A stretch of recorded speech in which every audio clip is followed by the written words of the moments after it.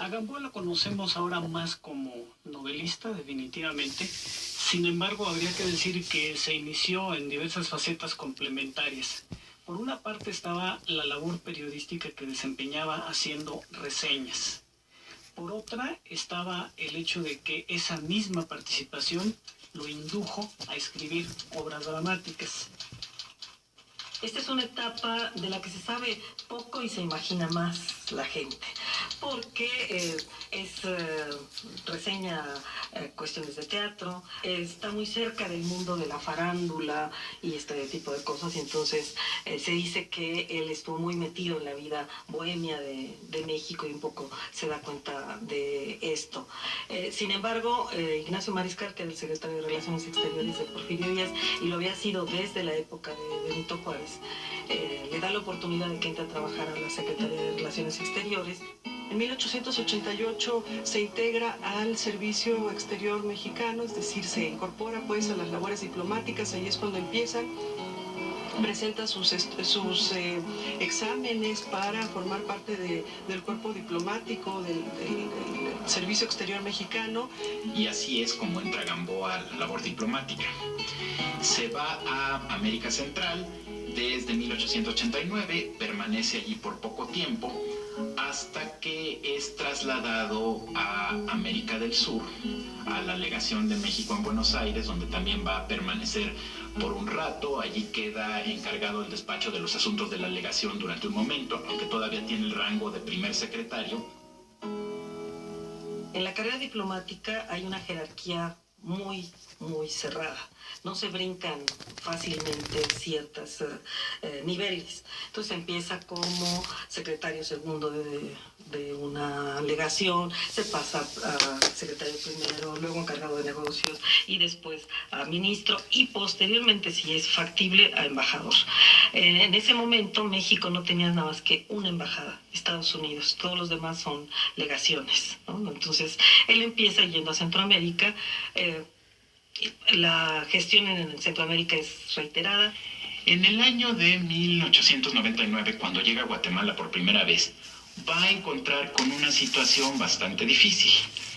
Bueno, Guatemala tenía muchos asuntos pendientes con México, derivado en parte por la incorporación de Chiapas a México en 1824 y después por la incorporación del Soconusco en 1842. No solo México había tenido problemas muy severos de límites con Guatemala que se solucionan durante el Porfiriato, sino que además Centroamérica es muy complicada porque hay muchas dificultades entre ellos, también por límites, por diferencias entre sus gobernantes, etcétera. Y México aparece siempre como mediador en una situación muy extraña porque Estados Unidos quiere intervenir. Así que Gamboa, en 1899, es enviado por el gobierno mexicano en una gira para promover la firma de un tratado de paz entre los países de América Central. Gamboa no logra hacerlo porque el presidente de Guatemala, Manuel Estrada Cabrera, primero le dice que él apoya el tratado y que vaya con los demás presidentes de América Central con la seguridad de que Guatemala está de acuerdo. Pero cuando va a Nicaragua, el presidente de ese país, que era José Santos Zelaya, le dice que Estrada Cabrera le ha dicho que él no está de acuerdo con lo que hace México y la gestión diplomática de Gamboa fracasa. Y finalmente Estrada Cabrera está buscando una manera de librarse de Gamboa y sucede lo siguiente. Gamboa tenía una fama muy bien ganada de bohemio, por decirlo suavemente, de una persona muy proclive a la vida nocturna y a involucrarse en escándalos. Así que sucedió que Gamboa era muy amigo del ministro del Salvador en Guatemala, y en una ocasión un empleado de la legación del Salvador en Guatemala fue arrestado. Y el ministro del Salvador en Guatemala, que era amigo de Gamboa, va a verlo en la noche pidiéndole por favor de que interceda entre Estrada Cabrera para sacar al diplomático salvadoreño de la cárcel. Era noche, era de madrugada, pero como podía ese incidente desencadenar una guerra, Gamboa acepta y van a ver a Estrada Cabrera, lo despiertan Estrada Cabrera lo recibe y finalmente le dice: está bien, señor Gamboa, voy a ordenar que liberen a esta persona. Y es más, para que vean que no hay ningún problema, les invito un tequila legítimo de Jalisco para la trasnochada, y entonces Gamboa y su amigo salvadoreño aceptan. 7 meses después, Gamboa es llamado de regreso a México. Él piensa que lo van a ascender y allí se entera de que el gobierno de Guatemala ha pedido que lo quiten, alegando primero que Gamboa protagonizó un escándalo muy fuerte en un prostíbulo en la ciudad de Guatemala y que después fue a exigirle borracho de madrugada al presidente Estrada Cabrera que le invitara una copa. Gamboa tiene que regresar a la Ciudad de México. Él, que pensaba que por fin se iba a Europa, está a punto de haber terminado su carrera. Porfirio Díaz está muy enojado por esto, incluso estuvo a punto de destituirlo, pero finalmente don Porfirio le dice: mire, está bien, usted no está fuera, pero lo voy a poner a prueba. En otras palabras, pórtese bien y salvará usted así su carrera.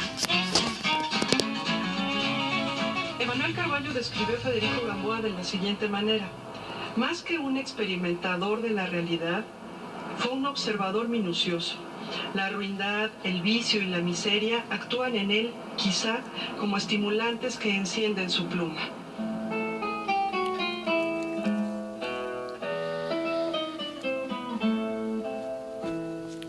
Federico Gamboa, los historiadores de la literatura lo sitúan como parte de la corriente naturalista. Y la corriente naturalista se plantea que muchas de las conductas, digamos, de los hombres y mujeres están determinadas por la biología o por el ambiente. Una de las influencias más importantes que tiene Gamboa en su literatura, incluso lo va a conocer cuando está en París, es Émile Zola. Y Émile Zola, en sus novelas, muchísimas novelas que escribió, normalmente se ocupa de las clases populares. Ahora, se ocupa de las clases populares no porque tuviera algún amor particular por ellas, sino también se piensa que las clases populares, y en particular las clases trabajadoras, son clases peligrosas. Desde sus primeros textos de carácter narrativo, Gamboa empezó a representar mucho las cuestiones de carácter sexual, relaciones adúlteras y demás, y eso resulta muy interesante porque en ese sentido, sea involuntariamente o no, logró una representación en un periodo porfiriano de lo que la moral porfiriana escondía. Y hay una lectura ahí muy interesante que implica el hecho de que él, siendo porfirista convencido, en realidad estaba sacando a la luz las lacras de la sociedad. Pero curiosa o paradójicamente, a la vez las ideas de Gamboa son sumamente, o están bastante influidas por el catolicismo. Entonces hay por lo menos una paradoja entre esta idea de que las conductas son propiciadas por la biología, por algo que los individuos no controlan, y a la vez los remedios, los consejos o incluso las condenas que emite en su literatura son de índole moral. Gamboa, como suele suceder con los escritores, quería trascender por una obra en particular y de un modo u otro, como veremos después, pues esta obra fue básicamente su novela santa.